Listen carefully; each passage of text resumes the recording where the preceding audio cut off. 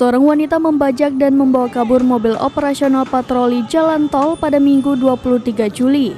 Kini identitas wanita tersebut pun terungkap.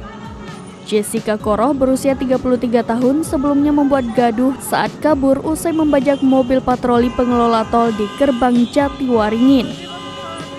Aksi tersebut akhirnya terhenti usai menabrak kendaraan lain di trotoar di Jalan Ahmad Yani Matraman. Pelaku menabrak dua kendaraan milik warga, satu diantaranya mengalami kerusakan yang cukup parah.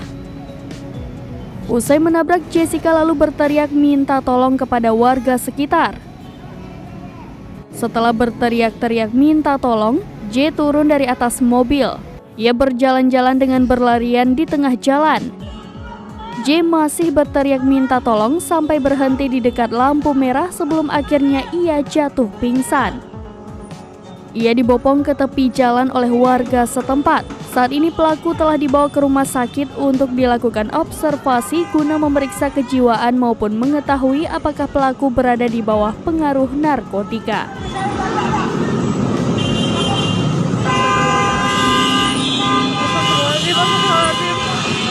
Astagfirullah. Takut.